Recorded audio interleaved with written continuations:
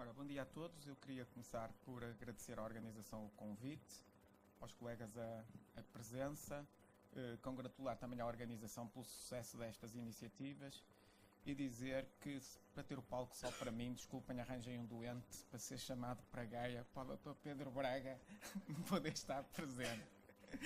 Ora, portanto, vamos ter, digamos, agradeço a todos o facto de estarem aqui logo de manhã para ouvirem sobre um tema cirúrgico. Quando nós falamos de cirurgia coronária, cirurgia de revascularização do miocárdio, esta é efetivamente uma das estratégias para a revascularização do miocárdio, em contraponto com a revascularização percutânea, que, como sabem, durante muito tempo chegou a ser vaticinado o seu fim, mas estudo após estudo continua a mostrar-se que realmente esta é uma terapêutica que tem lugar e que num determinado grupo de doentes, nomeadamente os doentes com patologia mais complexa, nos diabéticos, tem vantagem, e vantagem em múltiplos aspectos, inclusivamente na sobrevida. É evidente que tem os seus calcanhares daqueles, e da mesma maneira que a terapêutica percutânea tem evoluído, a cirurgia também tem evoluído. E quando nós falamos em cirurgia coronária, não é tudo a mesma coisa.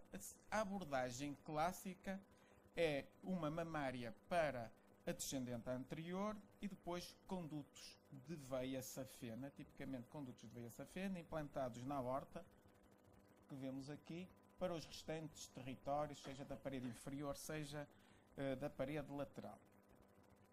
É evidente que no início da revascularização do miocárdio usava-se fundamentalmente até condutos de veia safena, até que este estudo, publicado já nos anos 80, mostrou indiscutivelmente que a presença de um bypass de mamária interna para a descendente anterior se acompanhava de resultados muito favoráveis, nomeadamente naquele que é o endpoint mais importante, que é a sobrevida dos doentes. Uns anos mais tarde, e reparem que estamos a falar de estudos, apesar de tudo, retrospectivos e evidência retrospectiva. Tirando um dos estudos que me pediram para falar, que está em curso, sobre cirurgia coronária propriamente dita e comparando estratégias, só recentemente é que começámos a ter estudos de grande dimensão e aleatorizados. Este é um estudo do mesmo grupo, publicado já em 1999, já no final do século passado, a mostrar que uma lógica que parece relativamente óbvia, que se uma mamária é melhor que nenhuma, se calhar duas mamárias são melhores do que uma. E efetivamente há um conjunto de estudos, também retrospectivos, que mostram isto a vários momentos de follow-up. Para aqui até 12 anos, aqui uma meta-análise com muitos doentes a mostrar também essa superioridade. Aqui, reparem, com benefícios que muitas vezes se estendem impressionantemente até aos 30 anos após a cirurgia. Nos doentes vivos em que são sondados, a patência das mamárias a 30 anos muitas vezes ronda ou excede os 90%. Portanto, condutos desse ponto de vista, em termos de permeabilidade, claramente benéficos e traduzindo-se em benefício para os doentes. Aqui uma outra meta-análise, e há múltiplos estudos destes que realmente apontam para o facto de, à partida, o uso da dupla mamária ser potencialmente benéfico. Apesar de todos estes indícios, este é apenas um dos estudos que mostra, publicado no final da década passada, em 2009, que a taxa de utilização de dupla mamária nos Estados Unidos, isto é baseado em múltiplas dezenas de milhares de doentes operados nos Estados Unidos, que a taxa de utilização de dupla mamária ronda os 4% apenas. Atualmente, dados mais recentes mostram que esse valor continua a rondar os 4 a 5% nos Estados Unidos e na Europa na ordem dos 10%. Foi com base nessa perspectiva e com base para perceber e eventualmente motivar, porque uma das razões, são apontadas múltiplas razões, mas uma das razões que continua a ser apontada para a baixa utilização da dupla mamária é a inexistência de estudos aleatorizados de grandes dimensões que mostram claramente o seu benefício. Parece-me uma razão um bocado esquisita, porque o mesmo tipo de racional e lógica não foi utilizado para a adoção de uma mamária única. Ninguém questiona o uso da mamária esquerda para a descendente anterior, mas também nunca houve nenhum estudo aleatorizado a comparar as duas coisas.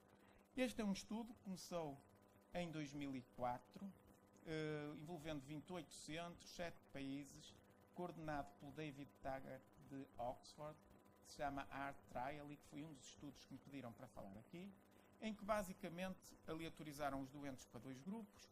Um deles recebe uma única mamária com condutos suplementares, veia safena ou artéria radial, e este facto de colocarem também neste braço a artéria radial pode ser um potencial problema para demonstrar diferenças entre os dois braços, porque os estudos mais recentes com novas técnicas de proteção e de colheita da artéria radial mostram que a artéria radial pode ter patências que se aproximam das da artéria mamária e, portanto, o facto de ter radial neste grupo da mamária única pode esbater diferenças entre os dois grupos. E depois o outro grupo que recebe uma dupla mamária e depois com outros condutos suplementares. O outcome global, mortalidade global aos 10 anos, reintervenção, outros eventos, incluindo infarto agudo do miocárdio, hemorragia, AVC, qualidade de vida e custo-efetividade. Isto, portanto, é mais interesse para os cirurgiões, as múltiplas configurações possíveis em termos de bypass, utilizando uma mamária ou as duas mamárias. Está o desenho de estudo, 3.102 doentes, randomizados por estes dois gráficos. Um aspecto importante aqui, que também levanta alguma preocupação. A adesão do tratamento, mesmo num estudo deste género, relativamente aquém do desejável.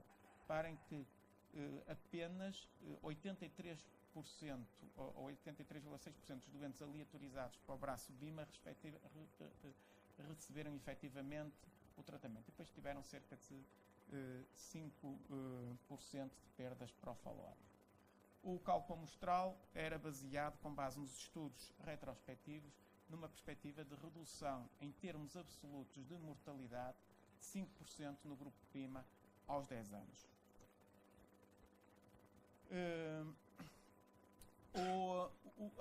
Digamos, neste momento o estudo ainda está em curso. Foi publicado há cerca de um ano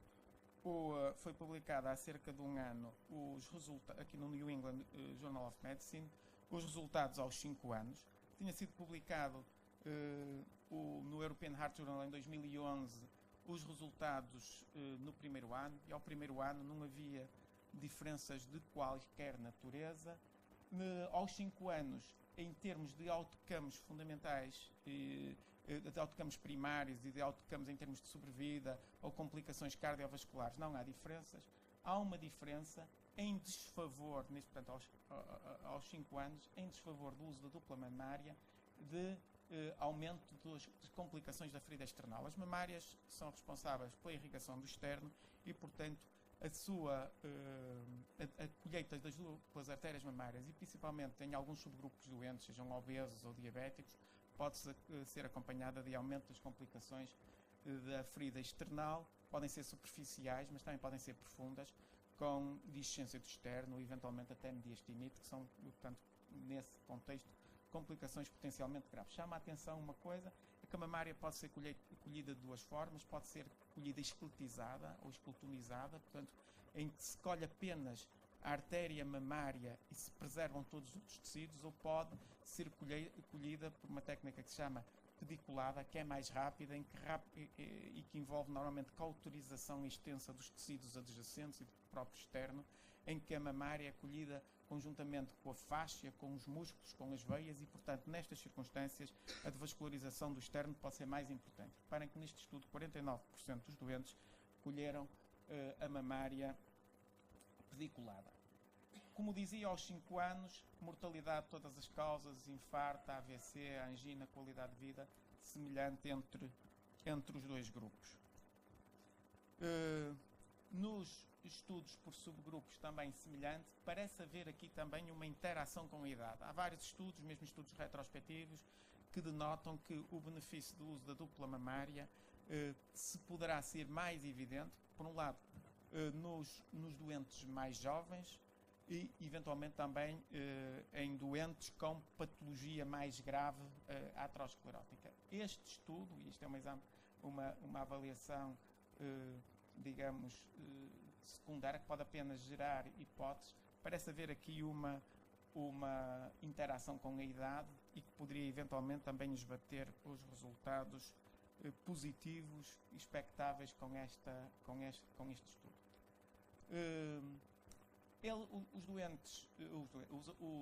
Os autores chegam a estas conclusões. Portanto, aos 5 anos não há interação, não há diferença significativa entre os dois tipos de tratamento. A única coisa que se verifica é nos doentes submetidos à dupla mamária, há um aumento significativo aos 5 anos do risco de complicação da ferida external, e depois levantam aqui um conjunto de hipóteses, nomeadamente aquilo que vos disse, o facto de haver doentes tratados com condutos arteriais também no grupo safena, o facto de eventualmente a patência das safenas com a otimização do tratamento médico também ser potencialmente melhor, o facto da interação com a idade, etc. Eu dir-vos-ia um bocadinho a minha opinião em relação a estes aspectos, em relação às conclusões deste estudo, mostrar-vos aqui a importância da colheita da artéria esqueletizada. Este é um estudo randomizado, em que foi avaliar a perfusão do externo com os dois tipos de colheita da artéria mamária. Mostra-se que a preservação na esclerotinização, a preservação da irrigação é muito melhor com a técnica esqueletizada, e que isso traduz em diferenças significativas, e principalmente em doentes diabéticos, no risco de complicação external, sendo que se colher uma dupla artéria mamária esqueletizada, não há diferença significativa com a colheita apenas de uma artéria mamária em termos de complicações da ferida external. Um outro aspecto crítico tem a ver com o tempo de seguimento. Este ensaio pode ter perdido, e perdeu seguramente, poder estatístico, como eu vos disse, pelo facto de ter perdido 15 doentes que deviam ter recebido dupla artéria mamária e não receberam, e por outro lado, o facto de termos também condutos arteriais no braço mamária única. Mesmo que nada disso tivesse acontecido, era pouco provável que se detectassem já diferenças aos 5 anos. Se vocês virem, este estudo, que é do mesmo grupo que descreveu aqui do Bruce Little, da Cleveland, que foi o mesmo grupo, com base na mesma coorte, que descreveu em 1986 a vantagem da mamária única, em 99 a vantagem da dupla mamária, que mostrou nessa altura o follow-up aos 10 anos, aos 20 anos mostra que a vantagem que já era evidente aos 10 anos ainda se continua a exacerbar. Portanto, reparem, se nós olhássemos mesmo para este estudo retrospectivo, aos 5 anos não são expectáveis diferenças significativas entre os dois tipos de tratamento. O benefício da dupla artéria mamária, que está presente quer em doentes com função ventricular normal, quer em doentes com função ventricular deprimida, é mais evidente na segunda década.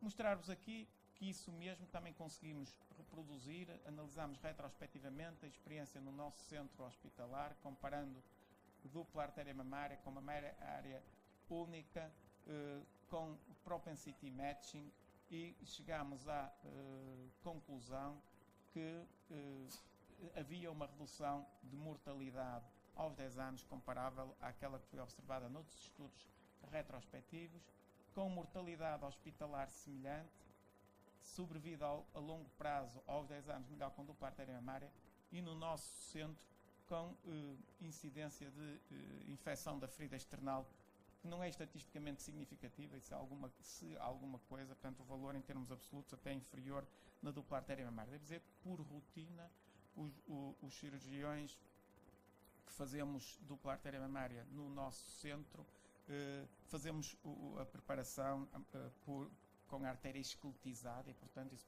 pode ser um reforço adicional para a vantagem da esqueletização das mamárias, e essa evidência que não aumenta a complicação da ferida external. Nessa mesma experiência, e olhando depois para os subgrupos doentes sem diabetes e com diabetes, conclusões também semelhantes, mortalidade hospitalar não diferente, e também, reparem, apesar de a complicação da ferida external ser maior nos diabéticos, é maior independentemente do número de artérias mamárias, ou seja, complicações nos diabéticos semelhantes numa mamária única e nas duas mamárias. O que diria que este era um dos tópicos que tinham pedido para abordar, a questão da dupla artéria mamária.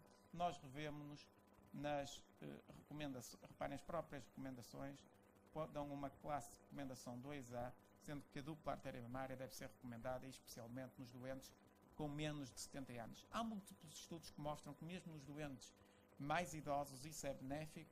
Devo dizer que na minha própria prática clínica eu tenho uma taxa de utilização dupla mamária que se aproxima, para dizer que é 100%, independentemente da idade do doente e das comorbilidades dos mesmos. E há efetivamente outras evidências que apontam para esse potencial benefício, mas podemos deixar isso depois para a discussão.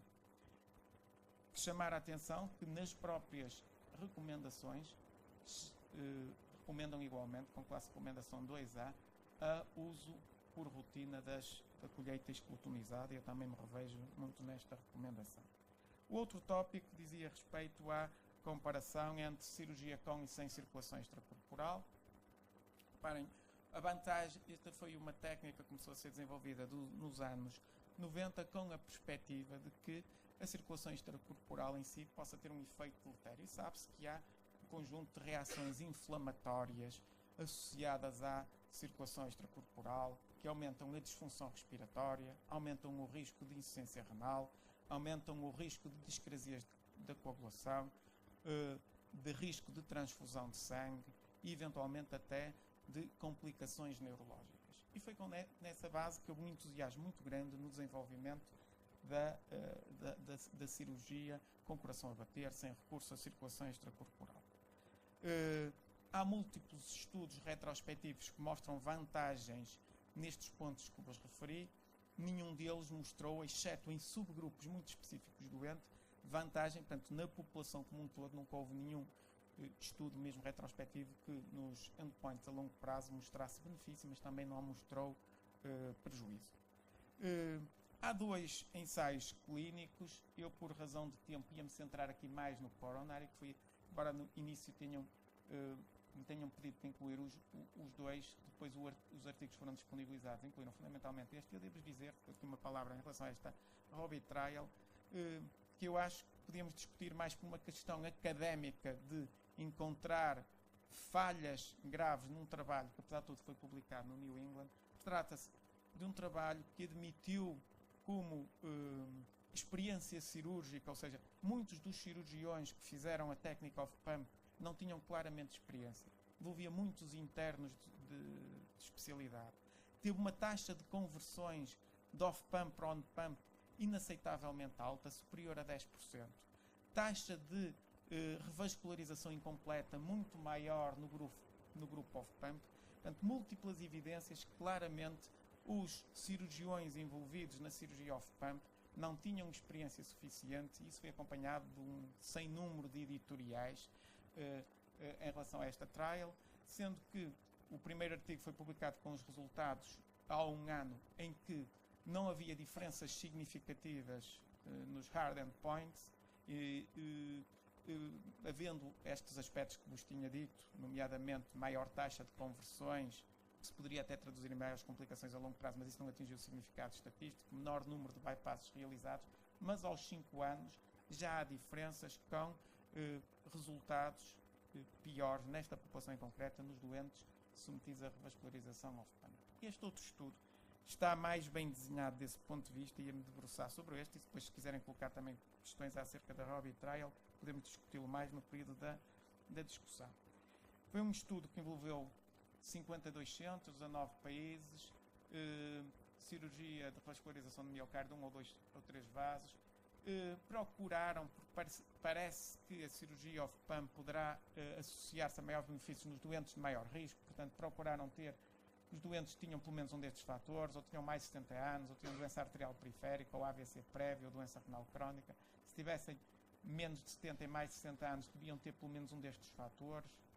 Além disso, diabetes, cirurgia urgente, disfunção ventricular, ou ser fumador recente, e se fossem entre 55 e 59 anos, pelo menos 2 destes fatores. Havia aqui uma preocupação que me parece relevante de envolver apenas cirurgiões. Os doentes eram inicialmente aleatorizados e depois, conforme o braço para que eram aleatorizados, colocavam um cirurgião que tinha experiência em off-pump ou on-pump, ou então que pudesse ter experiência nas 2 técnicas, sendo que tipicamente o doente tem experiência em o cirurgião que tem experiência em off-pump também está confortável a fazer em on-pump, o inverso é que não é verdade. Mas admitiam apenas que tivessem experiências de mais de 100 casos, enquanto esse valor era de 20 casos no outro ensaio, e não exigiam estes 2 anos de experiência, com uma minimização do risco de crossover, que aqui foi perfeitamente aceitável.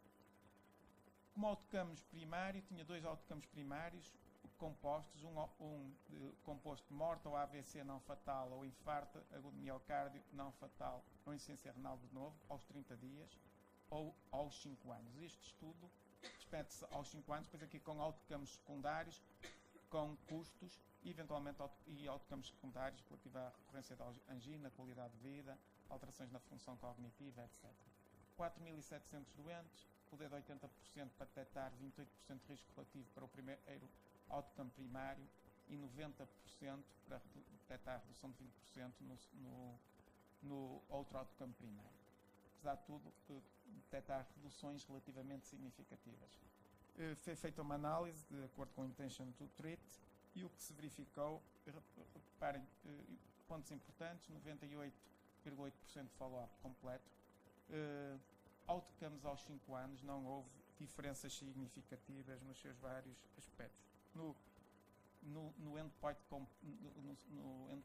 segundo endpoint composto, que era aos 5 anos, on-pump semelhante ao off-pump, custos on-pump semelhante ao off-pump. É evidente que eles aqui não incluíram os preços, seja do estabilizador, seja do circuito de circulação extracorporal, uma vez que há estabilizadores recicláveis. Os autores discutem que provavelmente aqui poderia haver potencialmente margem para algum benefício em termos de custo e efetividade no off-pump. Sem diferenças entre as duas técnicas na qualidade de vida, há uma diminuição, em ambas há uma diminuição na qualidade de vida imediatamente após a cirurgia, que depois recupera, com benefício claro aos 30 dias e aos 60 dias na qualidade de vida, que depois vai aumentando e que estabiliza de forma semelhante aos 5 anos também com as duas técnicas. Recorrência da angina, reintervenção, também semelhante nos 2 braços. Aqui apenas um aspecto, parece haver, isto é mais para levantar a hipótese, parece haver aqui uma diferença estatisticamente significativa para a interação quando se comparam as duas técnicas, doentes com diabetes, sem diabéticos. Parece que nos diabéticos o off-pump poderá ser potencialmente melhor, e a única diferença estatisticamente significativa, mas que não permite tirar conclusões absolutamente sólidas, mas apenas levantar hipóteses. Portanto, em resumo, resultados aos 5 anos, off-pump semelhante ao on-pump em todos estes outcomes. Esta necessidade de interpretação cautelosa na interação com a diabetes e depois os outros aspectos que já tinha sublinhado. Para discutir um bocadinho isto, eu gostava de vos dizer que, se calhar, e em relação a este aspecto, qual é a minha opinião então sobre esta comparação on-pump, off-pump, é que eu acho que mais do que a diferença entre on-pump e off-pump, provavelmente a potencial grande vantagem do off-pump é a possibilidade de se assumir uma estratégia em que não se toque na aorta. Nós sabemos de outros estudos, nomeadamente em que comparam cirurgia com intervenção percutânea, portanto no SYNTAX ao primeiro ano, o grande calcanhar daqueles da cirurgia parecem ser os eventos adversos neurológicos. Ora, se nós não tocarmos na aorta, podemos reduzir substancialmente as complicações neurológicas. E é isso que mostra, e é aí que eu acho que está potencialmente o benefício do off-pump, se nós não tocarmos na aorta. É evidente que, como vamos ver, no cirurgia off-pump, se nós manipularmos a aorta para implantarmos bypasses proximais na aorta, perdemos pelo menos parte desse benefício. E é isso, por exemplo, que este estudo mostra claramente, no que diz respeito a acidente vascular cerebral, uma meta-análise com benefício claro, com uma redução superior a 50%, e, portanto, aproximando-se dos valores da terapêutica percutânea, no caso dos doentes em que se toca na aorta. Este é um estudo publicado o ano passado, uma meta-análise, reparem, com quase 40 mil doentes, em que numa técnica em que não se toca na aorta, quando comparada com off-pump, e em que se usa uma técnica em que se toca na aorta, mas se usa um device que permite não clampar lateralmente, ou então a técnica clássica de usar um clamp lateral, ou usar técnica on-pump, comparamos comparados com quaisquer uma destas técnicas, técnica em que não se toca na aorta, permite uma redução de 52% do número de AVCs relativamente a esta, 66% em relação a esta e 78% relativamente a esta. Ou seja, on-pump, digamos, de todas elas, a que implica maior risco neurológico parece ser o com circulação extracorporal, mas dentro da sem circulação extracorporal, o não tocar na aorta parece ser um benefício claro. E um benefício claro não só em termos de redução do número de AVCs, mas na própria mortalidade hospitalar, insuficiência renal, hemorragia, FA pós-op e uma redução muito significativa na estadia nos cuidados intensivos. Nós temos também essa experiência no nosso centro, cirurgia off-pump, com diminuição destes outcomes a curto prazo. E para terminar, dizer-vos um pouco, portanto, que as guidelines, que são 2014, que vão ser revistas este ano, apesar de tudo, refletem este aspecto também. Recomendação classe 1 para minimização da manipulação da aorta.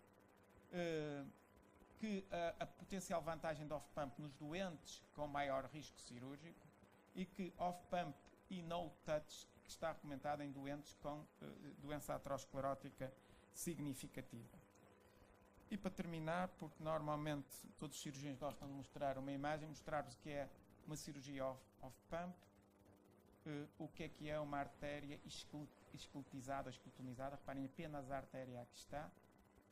Reparem, podemos manter com muita estabilidade, revascularizar qualquer uma das paredes do coração, fazer revascularizações completas e não tocar na aorta. E é com este tipo de estratégia que eu acho que nós podemos demonstrar os claros benefícios deste tratamento da doença coronária. Muito obrigado.